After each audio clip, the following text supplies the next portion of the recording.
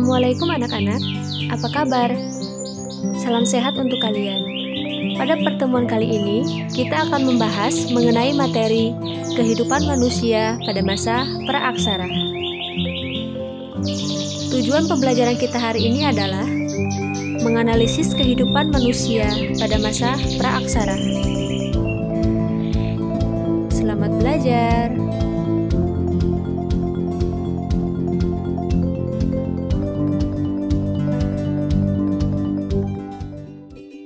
Mengenal masa praaksara. Praaksara disebut juga sebagai masa Nirleka.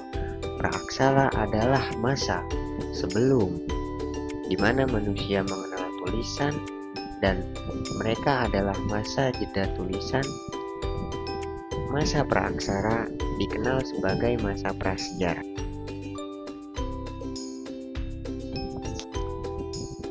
Masa praaksara dimulai sejak manusia ada dan berakhir setelah manusia mulai mengenal tulisan. Berakhirnya masa praaksara tidak sama bagi tiap bangsa. Misalnya, bangsa Mesir dan Mesopotamia telah mengenal tulisan 3000 tahun sebelum Masehi. Artinya, mereka telah meninggalkan masa praaksara 3000 tahun sebelum Masehi. Masyarakat di Indonesia mulai mengenal tulisan sekitar abad ke-5 Masehi. Hal ini diketahui dari batu bertulis peninggalan kerajaan Kuta yang terdapat di Muara Kaman, Kalimantan Timur. Kehidupan manusia pada masa praaksara dapat dipelajari melalui peninggalan berupa artefak dan fosil. Artefak adalah benda peninggalan buatan tangan manusia di masa lampau yang dapat dipindahkan. Sedangkan fosil adalah sisa-sisa atau bekas-bekas makhluk hidup yang menjadi batu atau mineral. Sekarang, mari kita perhatikan mengenai periodisasi masa praaksara. Periodisasi atau pembabakan zaman di muka bumi dapat dilakukan secara 3 hal. Yang pertama, secara geologis. Yang kedua, secara arkeologis. Dan yang ketiga, secara perkembangan kehidupan manusia. Periodisasi secara geologis. Menurut para ahli geologi, sejarah perkembangan bumi terbagi menjadi 4 periode. Yang pertama, zaman Arkaikum. Yang kedua, zaman Paleozoikum. Yang ketiga, zaman Mesozoikum. Yang keempat, zaman Neozoikum atau Kenozoikum. Pada zaman Neozoikum atau Kenozoikum dibagi lagi menjadi 2 zaman. Yang pertama, zaman Tertier, dan yang kedua, zaman Kuartier. Pada zaman Kuartier inilah mulai ada tanda-tanda kehidupan manusia. Zaman Arkaikum, yang merupakan zaman tertua dan berlangsung kira-kira sejak 2500 juta tahun yang lalu. Belum terdapat kehidupan pada zaman ini karena kulit bumi masih sangat panas. Zaman Paleozoikum. Zaman ini berlangsung kira-kira sejak 340 juta tahun yang lalu. Pada zaman ini mulai muncul tanda-tanda kehidupan, antara lainnya muncul binatang-binatang kecil yang tidak bertulang punggung, berbagai jenis ikan, amfibi, dan reptil. Zaman Mesozoikum. Zaman ini berlangsung kira-kira 140 juta tahun yang lalu. Pada zaman ini didominasi oleh binatang-binatang dengan bentuk tubuh yang besar seperti dinosaurus. Pada zaman ini juga muncul berbagai jenis burung. Zaman Mesozoikum disebut pula dengan zaman reptil, karena pada zaman ini jenis binatang reptil paling banyak ditemukan. Neozoikum atau Kenozoikum. Zaman ini berlangsung sejak kira-kira 60 juta tahun yang lalu. Pada zaman Tertier, jenis-jenis reptil besar mulai punah dan bumi dikuasai oleh hewan-hewan besar menyusui. Contohnya gajah purba atau Mammutus yang pernah hidup di Amerika Utara dan Eropa Utara. Zaman Kuartier berlangsung sejak 3 juta tahun yang lalu. Zaman ini merupakan awal kehidupan manusia pertama kali di muka bumi. Sekarang mari kita perhatikan mengenai periodisasi secara arkeologis. Secara arkeologis, masa praaksara dibedakan menjadi dua, yaitu zaman batu dan zaman logam. Zaman batu adalah zaman ketika sebagian besar perkakas penunjang kehidupan manusia terbuat dari batu. Zaman logam adalah zaman yang ditandai dengan kemampuan manusia dalam membuat alat-alat dari logam. Zaman batu dibagi menjadi 4 zaman, yaitu yang pertama, zaman Paleolitikum, Mesolitikum, Neolitikum, dan yang terakhir, tradisi megalitik. Paleolitikum.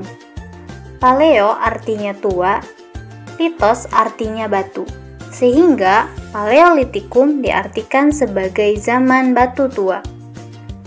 Zaman ini diperkirakan berlangsung selama 600.000 tahun silam. Hasil kebudayaannya banyak ditemukan di daerah Pacitan dan Ngandong, Jawa Timur. Kehidupan manusia pada zaman Paleolitikum sangat sederhana. Hidup secara berpindah-pindah atau nomaden, memperoleh makanan dengan cara berburu, mengumpulkan buah-buahan, umbi-umbian, serta menangkap ikan. Alat yang digunakan pada zaman Paleolitikum terbuat dari batu yang masih kasar dan belum diasah, seperti kapak perimbas atau alat serpih. Mesolitikum. Mesolitikum berasal dari kata meso yang artinya tengah dan litos yang artinya batu. Sehingga zaman ini disebut sebagai zaman batu tengah. Pada zaman Mesolitikum, manusia sudah ada yang hidup secara menetap. Ciri dari zaman ini adalah kebudayaan Kyokan-Modinger dan kebudayaan Abrysosroch. Kyokan-Modinger. Kyokan-Modinger berasal dari bahasa Denmark, yaitu Kyokan yang artinya dapur dan Moding yang artinya sampah, maka diartikan sebagai sampah dapur. Kyokan-Modinger ditemukan di sepanjang pantai timur Sumatera, yakni antara Langsa dan Medan. Kyokan-Modinger adalah timbunan kulit kerang dan siput yang sudah menggunung dan sudah menjadi fosil. Kebudayaan Abrysosroch. Abrys yang artinya tinggal, sos artinya dalam, dan roch artinya gua, adalah gua-gua yang dijadikan tempat tinggal manusia purba yang berfungsi sebagai tempat perlindungan dari cuaca dan binatang buas. Alat-alat yang ditemukan pada gua ini antara lain alat-alat dari batu seperti ujung panah, pelakes, batu pipisan, serta alat-alat dari tulang dan tanduk rusa. Kebudayaan Abrysosroch banyak ditemukan di Besuki, Bojonegoro, dan Sulawesi Selatan. Neolitikum. Neolitikum berasal dari kata neo, yaitu baru, dan litos, yaitu batu, yang berarti zaman batu baru. Manusia pada masa ini mulai hidup menetap dan mampu menghasilkan bahan makanan sendiri melalui kegiatan bercocok tanam. Hasil kebudayaan yang terkenal dari zaman ini adalah kapak persegi dan kapak lonjong. Kapak lonjong berukuran besar disebut dengan Wolzin bell dan yang kecil disebut Klein bell. Kapak persegi memiliki bentuk persegi panjang dan trapezium. Kapak persegi berukuran besar disebut dengan belium dan fungsinya sebagai cangkul. Kapak ukuran kecil disebut tarah atau tatah dan fungsinya sebagai alat pahat. Pada zaman Neolitikum, terdapat barang-barang yang lain seperti perhiasan yang terbuat dari batu dan kulit kerang, gerabah, dan pakaian.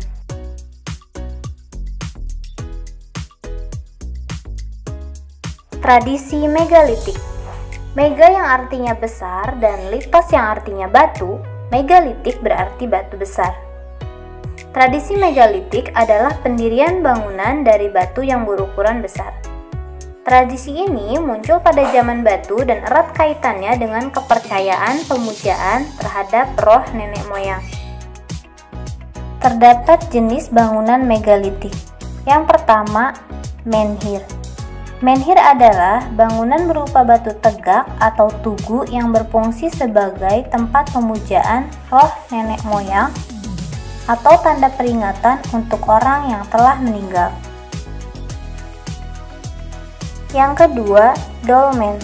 Dolmen adalah bangunan berupa meja batu yang berfungsi sebagai tempat persembahan untuk memuja arwah leluhur, pelinggih, tempat duduk untuk kepala suku atau raja.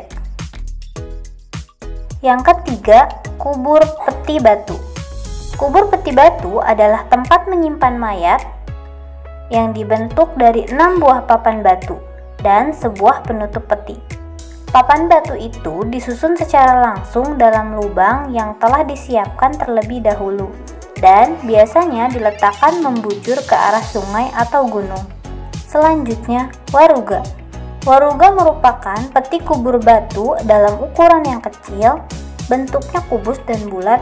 Waruga banyak ditemukan di Sulawesi Tengah. Sarkofagus. Sarkofagus adalah bangunan berupa kubur batu yang berbentuk seperti lesung dan diberi tutup. Sarkofagus banyak ditemukan di daerah Bali. Punden berundak.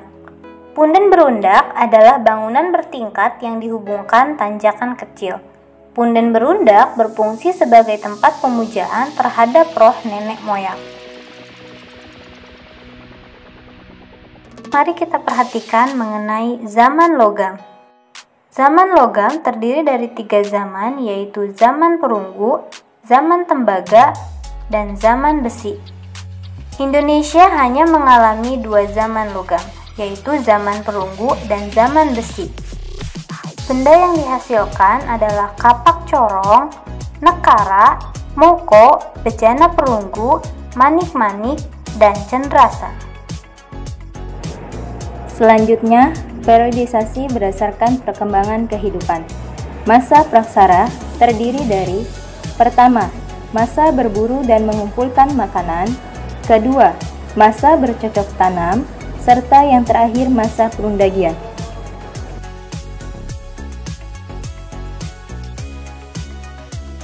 Masa berburu dan mengumpulkan makanan dibagi menjadi 2 tingkat. Pertama, masa berburu dan mengumpulkan makanan tingkat sederhana. Pada masa ini, manusia hidup bergantung pada alam, tinggal di daerah yang ada airnya, hidup secara berkelompok dan nomaden, berburu dan mengumpulkan makanan dari alam. Mereka mampu membuat alat sederhana dari batu, tulang, dan kayu yang masih berbentuk kasar, seperti contohnya kapak perimbas, kapak penetak, pahat genggam, dan kapak genggam.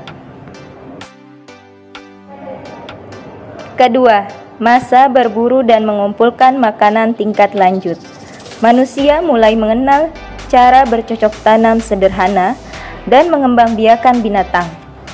Pada zaman ini, manusia tinggal di dalam gua dan dinding gua dilukis berupa gambar tangan binatang yang menandakan berkembangnya kepercayaan manusia pada masa itu.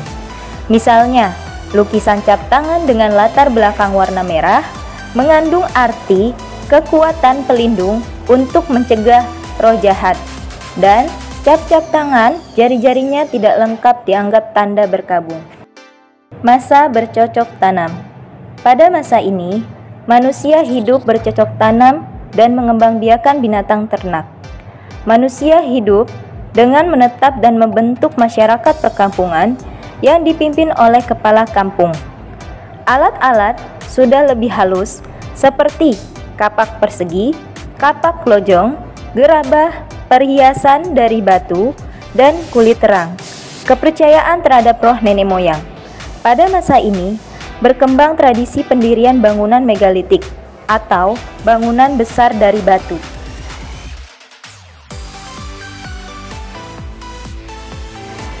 Masa perundagian. Rundagian berasal dari bahasa Bali, undagi, yaitu seseorang atau sekelompok orang yang mempunyai keterampilan jenis usaha tertentu. Misalnya, membuat gerabah, pembuatan perhiasan, atau pembuatan sampan. Pada masa ini, manusia sudah mahir membuat berbagai peralatan atau perkakas. Alat yang dihasilkan terbuat dari logam untuk bertani, bertukang, peralatan rumah tangga, perhiasan, dan sebagai alat perlengkapan upacara dan pemujaan.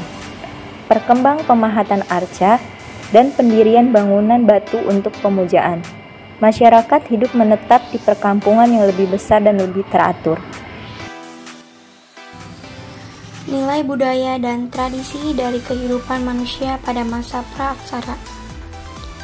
Yang pertama ada nilai religius atau kepercayaan animisme dan dinamisme. Yang kedua, nilai gotong royong. Yang ketiga, nilai musyawarah. Yang keempat, tradisi bahari atau pelayaran. Yang kelima, tradisi bercocok tanam. Dan yang keenam ada nilai keadilan. Nenek moyang bangsa Indonesia, Paul dan Fritz Saracen atau Saracen bersaudara, mengemukakan bahwa penduduk asli Indonesia adalah suatu ras yang berkulit gelap dan bertubuh kecil. Saracen menyebut penduduk asli ini suku bangsa Peda. Orang Peda kemudian menyebar ke timur dan mendiami wilayah Papua, Sulawesi Selatan, Kai, Seram, Timur Barat, Flores Barat, dan terus ke timur sampai Kepulauan Melanesia. Ras lain yang menghuni Kepulauan Indonesia adalah Proto-Melayu dan Deutero-Melayu. Proto-Melayu dan Deutero-Melayu tiba di Kepulauan Indonesia dalam dua gelombang kedatangan, yaitu jalur barat dan jalur timur.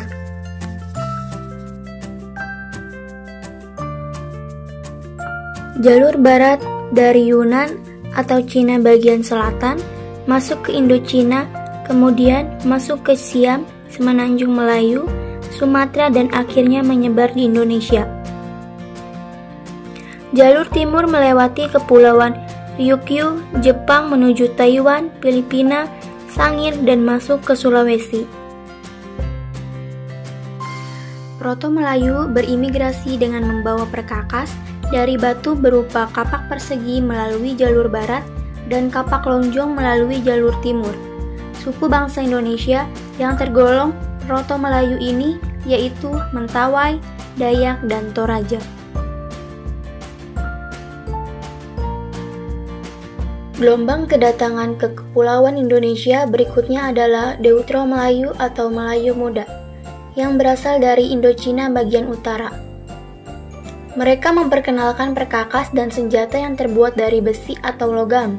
Suku bangsa Indonesia yang tergolong Deutero-Melayu yaitu Melayu, Minang, Jawa, dan Bugis. Demikianlah pembelajaran kita hari ini dengan materi kehidupan manusia pada masa praaksara. Untuk pemahaman lebih dalam mengenai materi, silahkan kalian mengulangi materi tersebut. Semangat belajar!